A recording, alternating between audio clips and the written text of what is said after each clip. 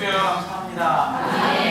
주여 우리에게 이런 창세기를 더 열어주시고 우리가 함께 추구할 때마다 주여 우리에게 신선한 공급과 새로운 공급을 더하여 주셔서 우리가 추구할수록 우리에게 지혜와 계시의 영을 부심으로 우리의 마음이 밝혀져서 당신 안에 있는 깊은 갈망을 만지게 하시고 당신의 선한 기쁘심을 우리가 더 깨닫게 하여 주옵소서.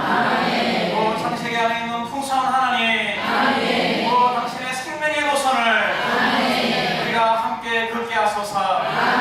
신장을 쓰신 풍성하신 엘사다의 하나님, 우리의 모든 필요를 충족시키는 이러한 주님을 누리게 하소서. 이 시간을 주님께 맡겨드립니다. 당신은 아브라함에게 정말 사람의 모양으로 나타나셔서 친근하고 달콤한 교통 가운데에 놀라운 계시를 보여주신 이 아브라함의 체험이 오늘 이 시간 우리의 체험이 되게 하시고 우리의 누림이 되게 해주십시오. 예수님 나시남을 찬양하고 나시남을 사랑합니다. 먼저 오늘은 17장, 18장을 다루고 있습니다. 둘째 시간은 18장을 다루도록 하겠습니다. 18장 우리가 본문을 같이 읽으면서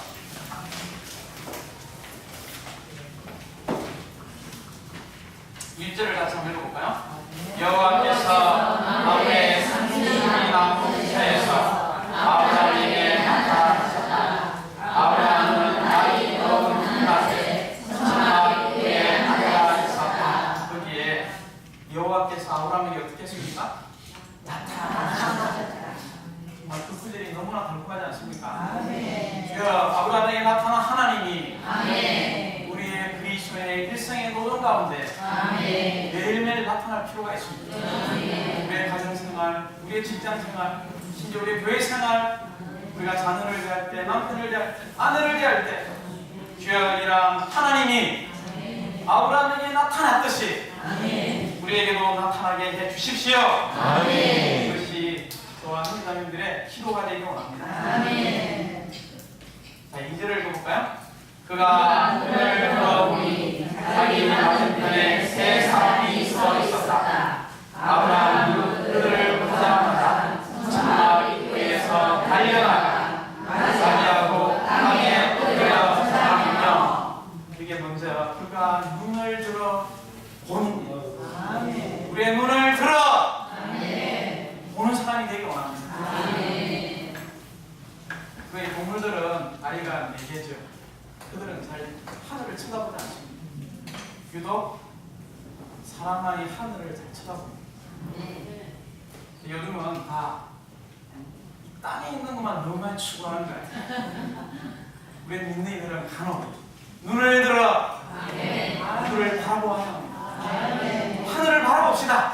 이런 하늘에 속한 경주가 어떻게 잘 달리고 있는지 우리의 눈을 들어 이 시간도 눈을 들어 주여 하늘에 속한 이런 광경들을 보는 사람들이 되기 원합니다.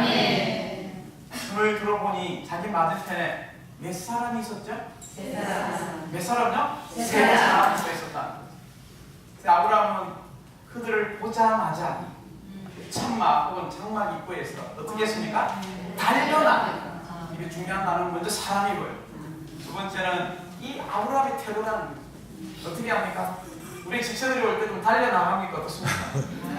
속으로 갈 때 미리 좀 정리하고 준비해서 딱 그 시간에 맞춰 오기를 원합니까? 아니면 미리 와서 정말 그 지체들과 달콤한 교통을 나누기를 원합니까? 우리 지체들이 올 때에 정말 얼굴이 환해서 지체를 그리스도 대하듯이 달려나가서 맞이하고 싶은 그런 마음이 있다면 그 가정은 축복이 임하게 될 것입니다.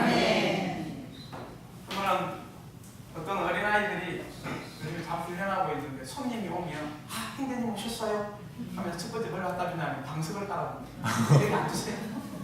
두 번째 훈련을 하고 형제님 뭘 드시고 싶습니까?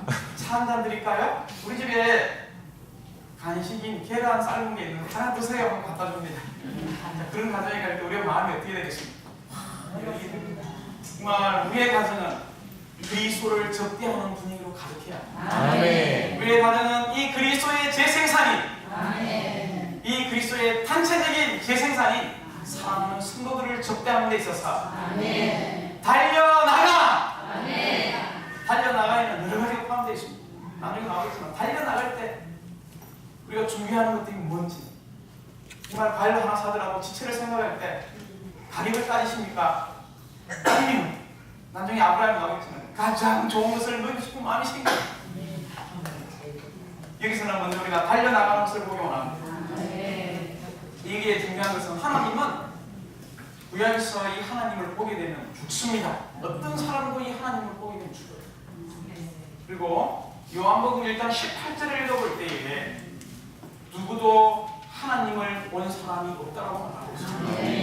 근데 어떻게 여기 눈을 들어 이 세 사람 중에 한 사람은 하나님인데 보면 죽습니까? 삽니까? 죽습니다. 요한복음 1장 18절의 말씀에 근거하면 결코 하나님을 구약시대든 신약시대든 바로 보게 되면 그분은 영광의 하나님, 거룩의 하나님, 의의 하나님이시기 때문에 그 누구도 죽는다. 그러므로 여기 있는 구절은 하나님은 여기서 사람으로 오셨다는 뜻이 아니라 이런 사람의 모양 안으로 올 때 그 누구도 죽지 않습니다. 그러므로 이 구약에서는 사람의 모양 안으로 하나님은 이 아브라함에게 나타나 아브라함이 볼 수 있는 이런 하나님이 되셨죠. 신약에도 동일한 원칙입니다. 그분은 실제인 한 사람의 인격인 예수 그리스도 안에서 오실 때만이 우리는 하나님을 볼 수 있고 하나님을 만날 수 있고 하나님의 말씀을 우리가 누릴 수 있는 겁니다. 그렇지 않습니까? 그래서 요한일서 1장 1절에 보면 영원한 생명이 나타났습니다. 우리가 이 생명을 어떻게 했습니까? 예, 보았고 주목했고 심지어 이 생명을 만졌다라고 이야기하고 있습니다. 그 생명이 누구십니까? 바로 예수님 안에 계시는 하나님 자신의 생명을 이야기하고 있습니다. 그러므로 아브라함은 신성한 모양 안에 계신 하나님을 본 것이 아니라 사람의 모양 안에 계신 하나님을 봤다는 것입니다. 자, 4절 다시 한번 읽어보죠. 물을 조금 가지고 올 테니 발을 씻으시고 나무 아래에 좀 쉬십시오. 여기에 물이 나오죠. 이 아브라함은 이 물로서 친히 누구를 씻어드렸냐면 하나님을 씻어드렸다는 거죠. 우리의 관심 안에는 하나님이 우리를 좀 씻어주기만 원하고 또 씻어주고 또 씻어주기를 원하지만 여기에 관념은 바로 이 하나님을 시원하게 씻어주는 아브라함이 있음을 찬양합니다. 그리고 또 한 말씀을 못했어요. 나무 아래로 좀 쉬십시오 혹은 안식하십시오라고 말하고 있습니다. 정말 하나님은 우리 안에서 안식하기 원합니다. 우리가 주님을 섬기고 주님을 사랑하고 말미암아 안식하기를 얼마나 사모하는지 모릅니다. 심지어 5절을 읽어볼까요? 제가 뜻도 조금 가지고 올 테니 드시고 힘을 내십시오. 이게 떡이 나옵니다. 혹은 빵으로도 번역되어 있죠. 떡을 조금 가져올 테니 드시고 거기에 동그라미를 힘을 내십시오. 우리 하나님 힘이 필요하십니까? 이 절대자, 전능자인 하나님에게 힘이 필요하지 않습니다.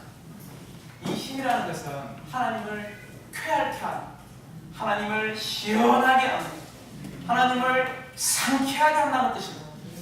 우리 하나님은 정말 우리를 통하여 이 땅에 중보기도 하는 중재자인 사람을 통하여 힘으로 시원케 되고 쾌활케 되고 심지어 기쁨을 만족으로 느끼는 하나님이시라는 것입니다. 그리고 나서 6절을 또 읽어보죠. 아브라함은 급히 천막 안으로 들어가서 사라에게 말하였다. 고운 가루 세 쌀을 가져다가 가져가여 떡을 만드십시오. 이 떡을 뭘로 만들었습니까? 고운 밀가루인, 고운 밀가루는 인성을 상징하죠. 세 쌀을 가져다가 만들었습니다. 물론 이 세 쌀은 한 에바하고 똑같아요. 그러나 한 에바라는 것을 여기에 쓰지 않고 세 쌀이라고 쓴 것은 여기에 인성 안에 계신 부활하신 그리스도를 강조하기 위한 것입니다. 그렇지 않습니까? 주님은 며칠 만에 부활하셨죠? 3일 만에 부활하셨습니다. 그러면 이 한 예반은 물론 그때 당시에 한 끼 정도 먹는 양을 이야기합니다. 이런 한 예반을 쓰지 않고 곰 밀가루 세사 바로 인성 안에 계신 부활하신 그리스도를 드렸다는 것입니다. 아멘. 실제로 읽어볼까요? 또 아브라함은 소떼에게 달려가서 살이 연해 보이는 좋은 송아지 한 마리를 끌어다가 종에게 주었다. 종은 이 송아지 요리를 준비하였다. 여기에 소떼에게 어떻게 했습니까? 천천히 간 게 아니고 달려갔습니다. 달려! 여기에 아브라함은 하나님을 만날 때 결코 느슨한 방식으로 대하지 않아. 급히 달려. 성질이 급한 게 아닙니다. 여기서 이런 달려가는 영이 우리에게 필요하다는 거죠. 그래서 여기 살이 연해 보이는 좋은 송아지. 이게 살이 연해 보이는 기름진. 오늘날 송아지로 말하면 한우 A 뿔뿔뿔을 이야기합니다. 뿔뿔뿔이 좀 비싸죠? 예, 호주 소고기보다 훨씬 비싸요. 최상의 한우 A 뿔뿔뿔을 준비해서 드리는 것을 보시기 바랍니다. 사랑하는 주님께 최상의 것을 드리는 이런 마음이 너무나 필요합니다. 지체에게 드리는 것이 누구에게 드리는 겁니까? 주님께 드리는 겁니다. 제가 이 화장품 회사에 오래 있었죠. 13년 있었습니다. 영업직에 있을 때 13년 있었는데 제가 그때 굉장히 고급 화장품을 많이 만졌어요. 전 세계에 만들고 있을 때 지체들이 자주 옵니다. 근데 우리 지체들을 모실 때 어떤 마음으로 오시냐면 형제님이 저게 관리자이니까 좀 싸게 주시겠지 하는 마음으로 오시는 경우가 많아요. 그 마음을 알고 있지만 저는 항상 그런 마음을 가지고 있습니다. 지체들이 올 때 가장 내가 좋은 제품을 가장 낮은 내가 받을 수 있는 가격으로 줘야 되겠구나 이런 마음으로 줍니다. 그때 내가 깨달은 겁니다. 지체에게는 가장 좋은 것을 주는 것을 훈련해야 된다. 그러나 제가 강조하는 두 번째 가격이지만 혹시 우리 지체들이 장사할 때 가서 제 가격을 주겠다 혹은 좀 더 그 지체에게 돈을 더 주겠다는 마음으로 가시면 됩니다. 그래서 이런 두 마음이 합칠 때 이게 뭐냐면 신선한 교통입니다. 그런데 나는 좀 더 비싸게 받으려고 하고 오는 지체는 더 싸게 하려고 이런 뭐냐면 세상의 교통이라는 겁니다.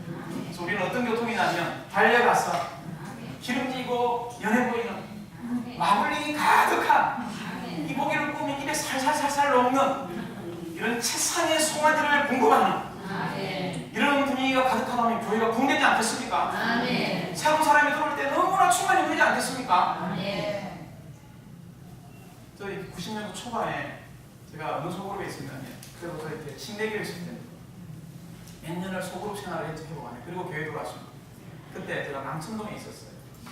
그때 남천동은 아시다시피 A 상가 그룹이 있고 B 상가 그룹이 있어요. 그리고 대부분 잘 사는 분들이 다 그냥 A 상가 쪽에 삽니다. A 쪽에. 그때는 부산에서 최고 잘 사시는 분들이 거기 살았죠. 그래서 제가 그때 그 소그룹을 봤는데 그 소그룹에 가면 항시 첫 번째 기쁜 게 뭐냐면 최상의 과일이 나온다. 왜냐하면 그 남천동에는 좀 싼 어떤 딸기를 갖다 놓는데 사과를 갖다 안 사가지고 갑니다.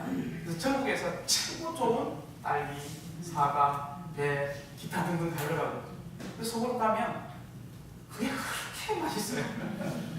왜냐하면 원래 이 입이 열리면 뭐가 열리냐면 마음이 열리거든요. 마음이 열려서 뭐가 열리니까? 영이 열려요. 상시 그 소그룹을 갔다 오면 항시 입이 열렸고 마음이 열렸고 영이 열렸어요. 정말 그렇습니다.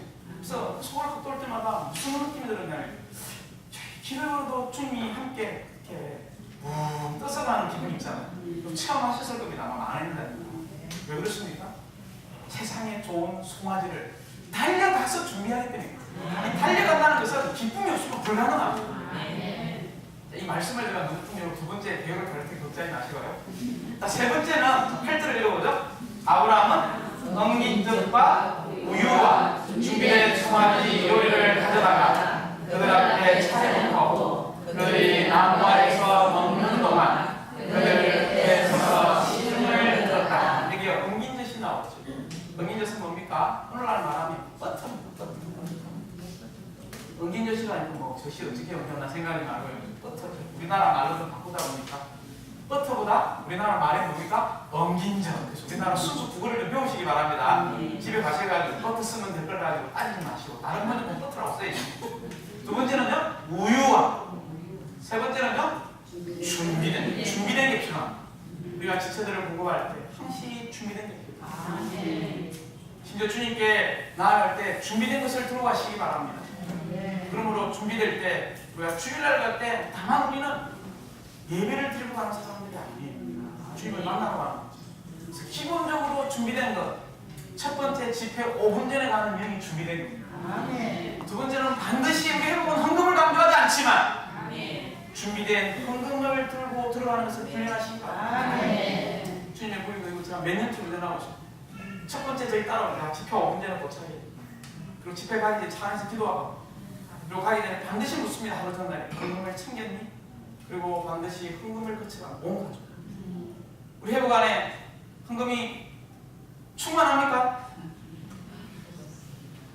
모르겠습니다. 어쨌든 우리 교회 생활 가운데 준비된 송아지를 가져가는 것을 훈련해야 됩니다.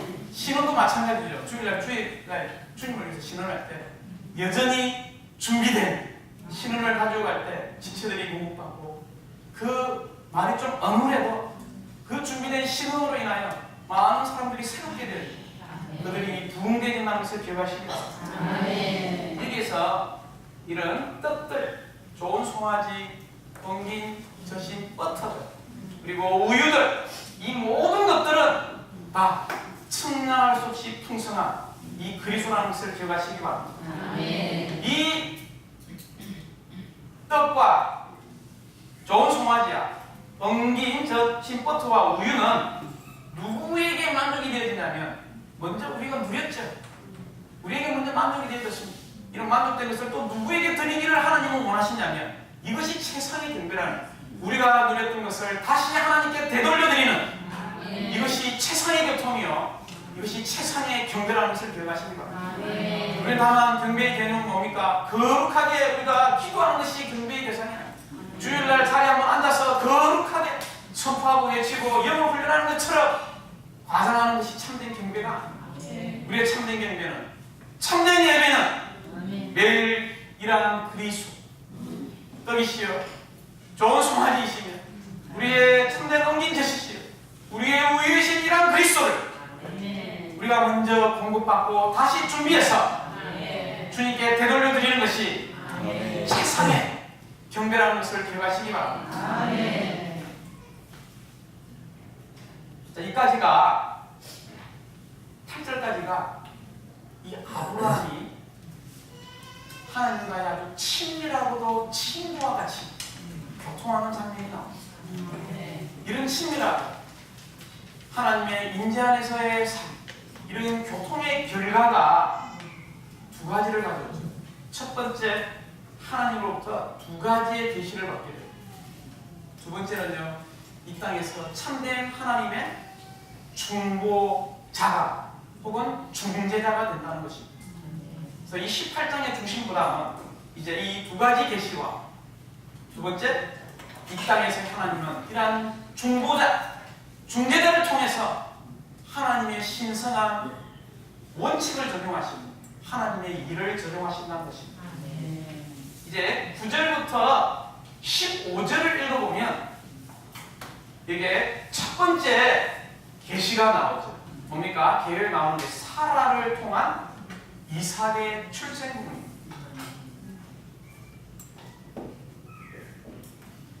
두 번째는요, 16절부터 22절까지 소돔의 멸망에 관한 계시입니다. 잘 기억하시기 바랍니다. 이 창세기 18장의 전반부는 하나님과의 조금 전에 그런 달콤한 교통, 그런 주님께 드린 하나님이 만족하고 안식하고 이런 하나님의 인재 안에 살았던 이런 아브라함에게 두 가지 계시가 왔는데 첫 번째는 이삭의 출생입니다. 두 번째는 소돔의 멸망에 관한 계시를 보여줬습니다. 먼저 9절부터 15절을 보죠. 자, 이것만 다루면 거의 계열을 다 다루는 겁니다. 먼저 10절을 보겠습니다. 10절을 읽어볼까요? 여호와께서 말씀하시사 내가 생명의 때를 따라 분명히 너에게 돌아오겠고 그때 내 안에 사내에게 아들이 있을 것이다. 여기에 먼저 10절이죠. 여기에 뭐냐면 확정된 약속입니다. 이 이삭이 출생할 것이라는 것을 다시 한번 확정해 준다는 10절. 그 약속은 어디에 있었습니까? 17장 19절에 이미 약속했죠. 17장 19절과 21절에 이 이삭이 출생할 것이라는 것을 언약하셨습니다. 언약, 약속했다는 거죠. 그러나 이것을 어떻게 하시냐면 10절에 와서 그분은 다시 확증되는 계시를 보여주신 것입니다. 그럴 뿐만이 아니라 두 번째 10절이죠. 동일하게 10절, 14절에 보면 생명의 때 혹은 정해진 때에 이 이삭이 출생할 것이다. 이 생명의 때가 무엇입니까? 이 생명의 때는 하나님이 방문하실 때를 이야기하고 있습니다. 우리가 이런 생명의 때를 만나기 원합니까? 매일매일 하나님 우리를 방문하실 필요가 있습니다. 아멘. 세 번째는 11절부터 13절이죠. 여기에 이렇게 이야기하고 있습니다. 읽어볼까요? 11절 아브라함과 사라는 이미 늙었고 나이가 많이 들었으며 사라는 생이도 끊긴 지 오래였다. 이게 첫 번째는 늙었고 두 번째 뭡니까? 생이가 끊겼죠. 다시 말하면 경수가 끊겼다. 이것은 뭘 이야기하고 있습니까? 첫 번째 아브라함은 죽은 것 같이 늙었다는 것에 강조점입니다. 죽었다 이 말하고 늙은 것하고 같은 말. 우리가 늙으면 어떻게 되면 결국 생명이 끝납니다. 죽음을 강조하고 있죠. 그 다음에 생리가 끊긴 것은 뭡니까? 이런 생명의 기능을 잃었다는 것을 이야기하고 있습니다. 자, 이렇게 선포하는 것이 필요합니다. 우리의 타고난 생명 안에서 주님, 나는 이미 그리스도와 함께 어떤 사람입니까? 죽었습니다. 그리고 나는 타고난 생명이 이미 끝났다라고 이렇게 고백할 때만이 주님께서는 그때 역사하신다는 것입니다. 다시 말하면 우리가 아무것도 아니라고 고백할 때가 바로 이삭, 그리스도가 출생되는 시기라는 것입니다. 그리스도가 우리 안에서 증가하는 시기라는 것입니다. 마지막에 네 번째 중점은 교회의 것들이죠. 14절 읽어볼까요? 여호와에게 이루기 어려운 일이 있다 말이 할까요? 이루기 어려운 일에 줄을 끊으십니다. 여호와에게 이루기 어려운 일이 있습니까? 없습니다. 자, 이 이루기 어려운 일은 다른 번역도 이렇게 번역하고 불가능한 일, 능치 못할 일, 너무 어려운 일, 못할 일 이런 뜻이라는 거죠. 이 번역본 제가 100번을 읽어봤습니다. 5개의 번역본을 100번을 읽어봤어요. 공원에서도 읽어보고 지하철에서 읽어보고 기도하면서 읽어보고. 우리 하나님은 불가능한 일이 없습니다. 아멘. 능치 못할 일이 없습니다. 아멘. 너무 어려운 일이 없습니다. 아멘. 못할 일도 없죠. 아멘. 다시 말하면 우리 회복 얘기인 것처럼 이루기 어려운 일이 없습니다. 아멘. 근데 이런 것이 있는 이유는 우리가 인간적으로 볼 때는 이렇다는 거죠. 아멘. 인간적으로. 교회 생활 가운데 우리가 참 기도하는 것이 너무나 많이 필요하고 이런 중보 기도를 할 때에 다만 그들의 필요가 아니라 하나님의 갈망에 따라서 중보 기도할 때 주님은 그런 기도를 귀하게 여기십니다. 이렇게 봉사를 하다 보면 우리 중보 기도할 때 두렵습니다. 왜 그러냐면 그 기도가 안 이루어지면 이 봉사할 때 너무 힘이 들어요.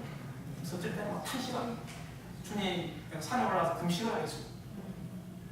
왜 이런 마음이 생기는 거 아십니까? 근간에도 쭉 기도를 했지. 몇 가지 이루기 어려운 일이라는 거죠. 아주 오랫동안 자녀들이 임신이 안 됩니다. 그리고 그 부부는 다 의사예요. 의사 부부인데도 얼마나 잘 알겠습니까? 안 되죠. 그래서 마지막 최후 또 안 돼가지고 너무 실망이 돼서 이제 시험관 누나하는 거는 너무 고통스럽다. 주사를 엄청나게 맞는데 엉덩이가 돌덩이가 될 정도로 주사를 많이 맞았어요. 그리고 그 과정이 너무나 고통스럽기 때문에 그 시험관계를 받는 것은 너무 힘들어요. 그래서 6개월 전부터 기도했습니다. 지체들이 한번 기도했죠. 기도할 때마다 하면 다 안 돼요. 그럴 않겠습니까? 주님 앞에 정말 간청하는 기도가 참. 어저께 그 자매님이 간증을 했어요. 자기는 처음에 그 기도할 때 웃었다는 거죠. 이거 불가능한 일인데 이거. 태를 열어주소서. 3월 같은 아들을 낳는 한나의 태를 열어주십시오. 기도를 할 때 자매님이 왜 이렇게 불가능한 일을 기도하나. 지금 안 그래도 잘 안 되는데. 불가능한 일이라는 건 자매님한테는 자연적으로 임신이 되는 건 불가능하다는 거. 그래서 판명을 내렸습니다. 그러나 자연 임신이 되어서 지금 6주가 되었습니다. 여전히 기도가 필요합니다. 왜냐하면 나이가 들어서 지금 애를 낳기 때문에. 또 주님께 뒤에 또 기도가 더 이제 부담이 생겼어요. 그래서 오늘 아침에도 주여 이것도 잘못하다가 또 어떻게 되면 어떻게 하나. 중간에 이런 기도가 또 주님께 간절히 이렇게 이루어진다. 기도할 때 여전히 하나님의 갈망을 갖고 기도하고 끝까지 금난에 그런 일들이 일어났어요. 이제 이렇게 함께 기도하는 지체들이 힘을 받았습니다. 왜냐하면 어머님이 또 이 불가능해 이 뭐냐면 신기가 있어요. 무당기가 있는 어머니. 이 예수 예자만 이야기하고 막 성질을 내고 막 이야기를 아예 못 하는. 집에 쫓겨났습니다. 그 자매님 고등학교 때. 그래서 지금은 뭐 50이 넘은 자매님이지만 그리고 오빠고 뭐가 할때 예자만 들어가고 막 이렇게 막 알레르기 반응을 일으키는. 또 그것도 불가능한 것도 또 같이 기도해 또 안 들어주시면 어떡해. 주 예수님. 근데 그 어머님이요 주님을 영접하고 돌아가셨어요. 눈물을 뚝뚝 흘리면서 자매님이 불가능한 일이 일어나는 거예요. 또 할 거로 또 금단히 다 일드립니다. 기도를 또 했죠. 그 자녀가 교회생활을 잘 안 합니다. 외국에서 공부하고 왔기 때문에 중학교 때부터 시작해가지고 외국에서 오랫동안 공부 혼자 갔다 오면 부모 말을 안 듣죠. 두 번째 마음대로 생활했기 때문에 상당히 그렇습니다. 근데 그 현재로 기도했죠. 두 가지로 정상적인 교회생활. 요즘에 한바구음을 가르쳐요. 그래서 기타 들고 와가지고 왜 들고 오냐니까 지쳐야 돼. 어저께는 엄마 보고 차를 가져가야 되는데 야 차를 놓고 가지고 차를 왜 가져가야 되는데 아니 지체들 태울 필요가 있으면 내가 봉사하기 위해서 가져갔다. 그 엄마가 그 이야기를 듣고 놀란다는 거예요. 정말 왜 그렇습니까? 이와 같이 우리의 사람의 눈으로 기도할 때는 불가능합니다. 그러나 우리의 하나님의 관점과 갈망에서 이 아브라함처럼 뒤에 중보기도하는 사람이 되기 원합니다. 이제 16절부터 22절은 소돔의 멸망입니다. 이 소돔은 뭐와 관계됩니까? 죄와 관계됩니다. 이 이삭은 그리스도와 관계됩니다. 이 두 가지 계시는 전 성경의 위대한 계시예요. 무슨 계시입니까? 바로 이것은 우리의 생명의 생명과 관계되고 그리스도는 우리 안에서 매일 증가되어야 하지만 이 소돔의 죄인, 이 죄는 우리 안에 매일매일 감소되어야 합니다. 다시 말하면 과정을 거쳐 왕이신 3일 하나님이신 그 영은 우리 안에서 매일매일 증가되어야 하지만 우리 안에 있는 자아는 매일매일 감소되어야 합니다. 그리고 우리의 존재를 열고 우리의 마음을 열고 그분께서 마음 안에 거처를 정하시도록 우리의 존재를 비워드리는 것으로 훈련해야 합니다. 주님 오늘도 나의 마음을 비워드립니다. 주님 나의 생각에 들어오소서. 나의 생각을 영해봅니다. 육체에 두는 생각은 사망이지만 여기에 두는 생각은 생명과 평안이라고 이야기했습니다. 오늘도 주여 나의 생각을 영에 두는 하루가 되게 하소서. 나의 감정 안에 들어오십시오. 당신만을 사랑하는 감정이 되기 원합니다. 당신의 닮음을 사랑하는 감정이 되기 원합니다. 나의 의지 안에 들어오십시오. 당신의 경륜, 당신의 목적 이것을 결정하는 의지가 되기 원합니다. 이것이 이삭에 대한 미사이랍니다. 이렇게 할 때마다 우리 안에 누가 이 소돔이 즉 죄와 세상과 육체와 자아와 이것의 총체인 옛사람은 날마다 감소되게 될 것입니다. 16절을 같이 읽어보겠습니다. 그 사람들이 거기서 일어나 소돔을 내려다 보았다. 아브라함은 그들을 배웅하려고 함께 걸어갔다. 17절요. 여호와께서 말씀하셨다. 내가 하려고 하는 일을 어찌 아브라함에게 숨기겠느냐. 16절을 보겠습니다. 16절에 보면 그게 배웅하러 전성하러 그게 줄을 끊으시 함께 걸어갔다는 것입니다. 함께 걸어갔다는 말은 착하게 하나님의 임재 안에서 동행하는 걸 이야기합니다.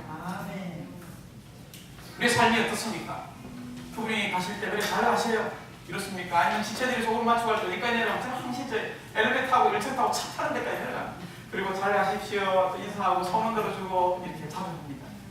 아니면은 집에 문 닫고 잘 갔어요. 청소해야 되니까 문을 닫습니까? 아니면 나와서 엘리베이터 타는 거 보고 보냅니까? 어쨌든 제가 말하는 것은 내적인 것을 이야기하지 않습니다.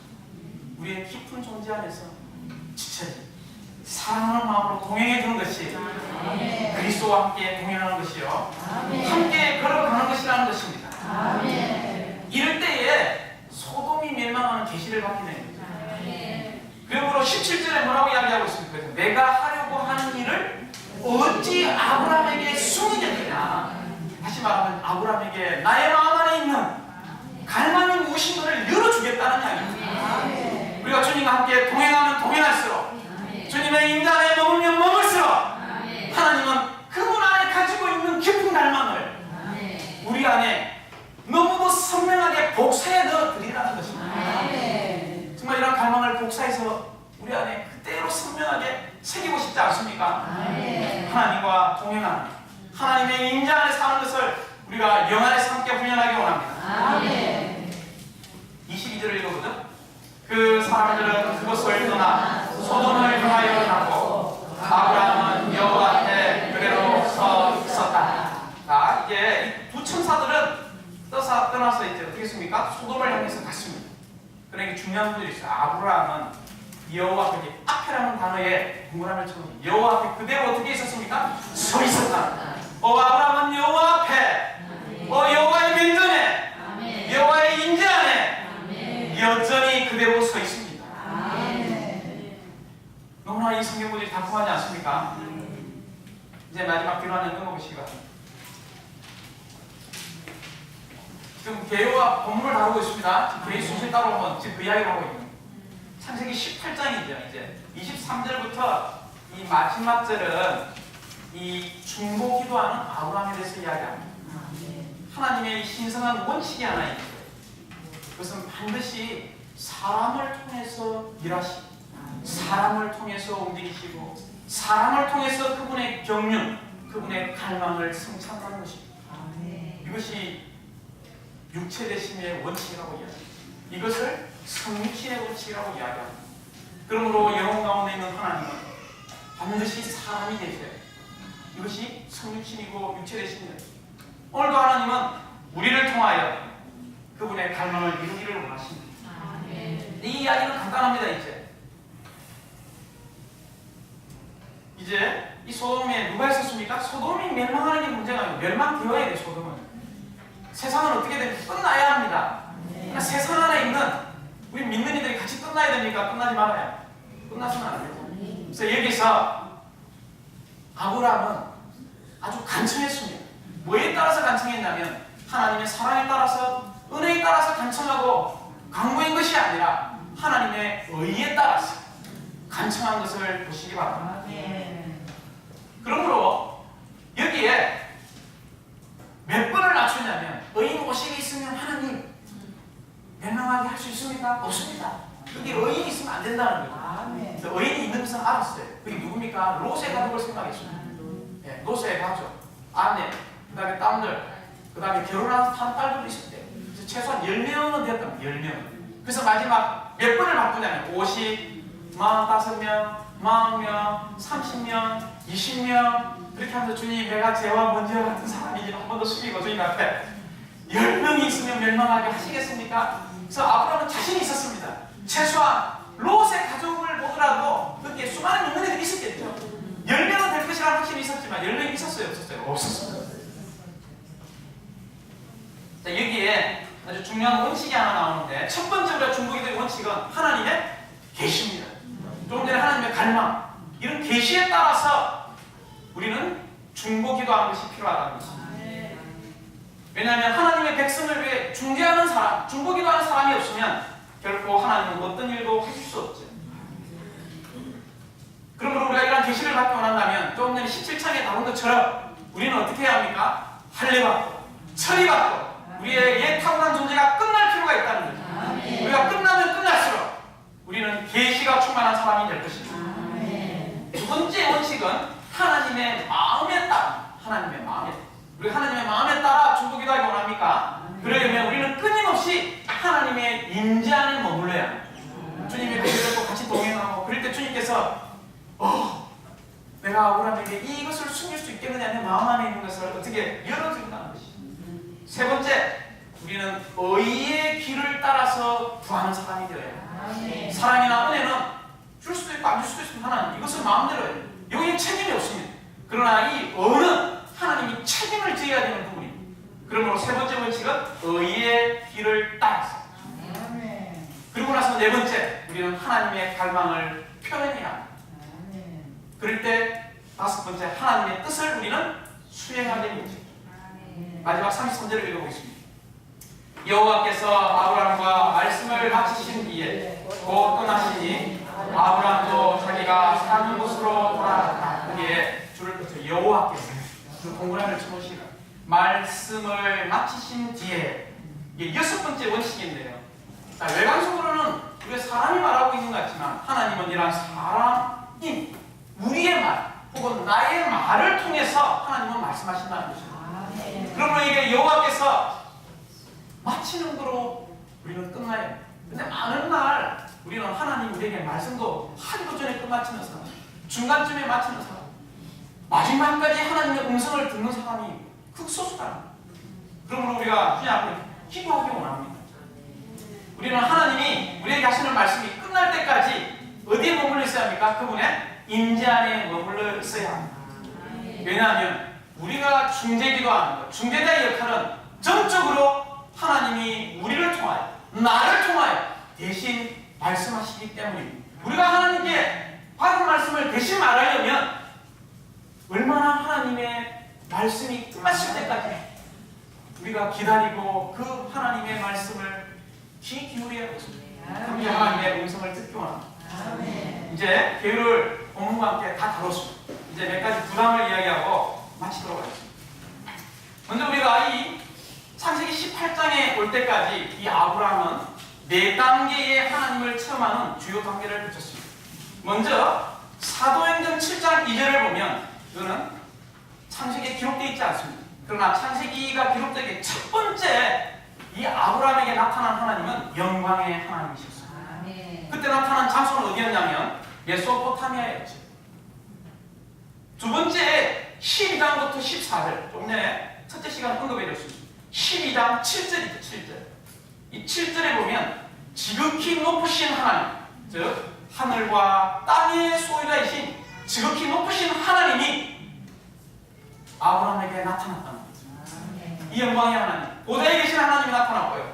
더 전진해서 지극히 높으신 이 하늘과 땅을 소유한 하나님이 아브라함에게 나타났습니다. 세 번째 하나님을 체험한 단계는 15장부터 17장이죠. 조금 전에 충분히 다뤘기 때문에 바로 어떤 하나님입니까? 엘사다의 하나님. 이 엘사다의 하나님을 언급할 때마다 너무나 누림이 충만하지 않습니까? 아기의 모든 필요는 태어날 때 누구에게 달려있냐면 어머니의 가슴으로부터 나오는 이 젖에 달려있습니다. 그러므로 하나님은 이 어머니와 같이 우리의 모든 필요들을 돌보시고 공급하시는 엘사다의 하나님으로 나타났죠. 이제 18장부터 24장에는 하나님은 어디서 아브라함에게 나타나시냐면 사람의 모양 안에서 나타나신다는 거죠.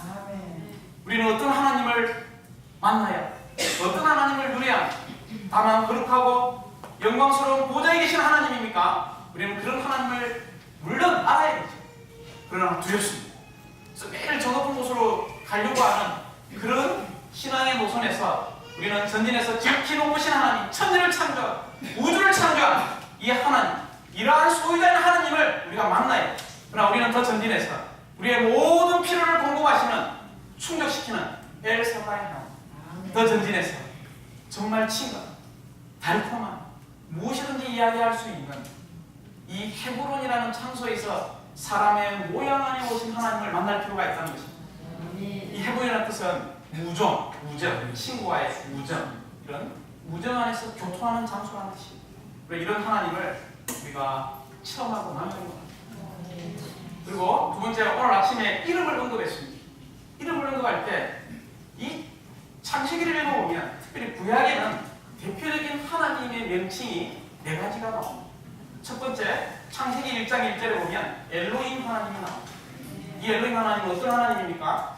바로 전능하신, 이 하나님을 이야기하고 있죠. 그리고 두 번째, 창세기 2장 4절에 보면 여호와 하나님이 나옵니다. 창세기 2장 4절에는 여호와 하나님.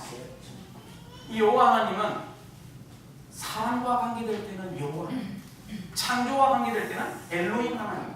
또 이 엘로힘 하나님이 복수죠, 복수. 자, 엘로힘 하나님은 복수입니다. 여호와 하나님은 단수입니다. 그래서 여호와 증인들은 결코 복수의 하나님은 없다. 그래서 여호와 증인이죠. 이 건물에도 같이 있지 않습니까? 화면에서 맞아요. 창세기 2장 4절에 나오는 여호와 하나님의 단수만을 믿습니다. 심지어 이슬람도 마찬가지입니다. 그래서 이 엘로힘은 복수인데 이 이슬람교의 믿는 하나님은 알라 하나님이죠. 이 알라임이 엘로하입니다. 히브리어 엘로하가 단수예요.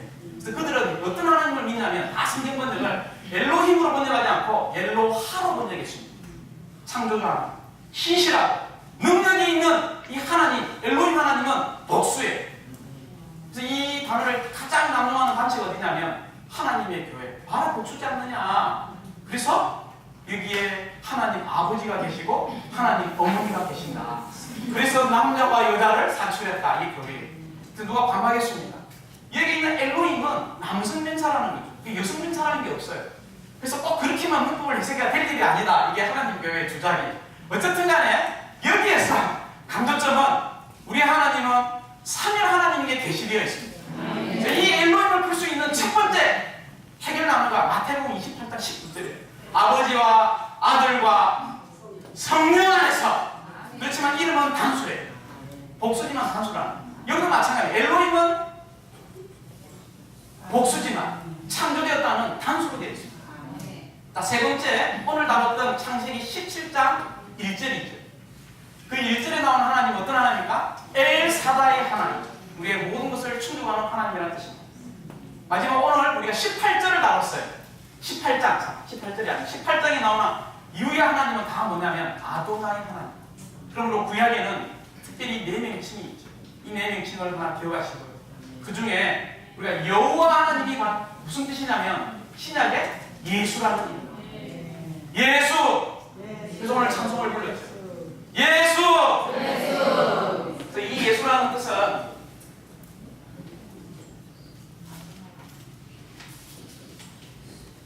헬라어로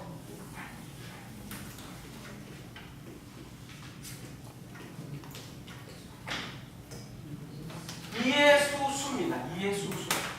그래가지고 이걸 부르다가 빨리 하면 이 묵음이 돼요. 그래서 예수가 되는 거예요.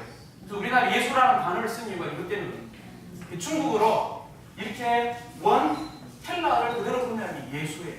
그래서 예수라는 이름이 어떻게 우리가 되었는지는 알아야 돼요. 그러나 뜻은 바로 여호와라는 뜻이죠. 주님을 찬양합니다.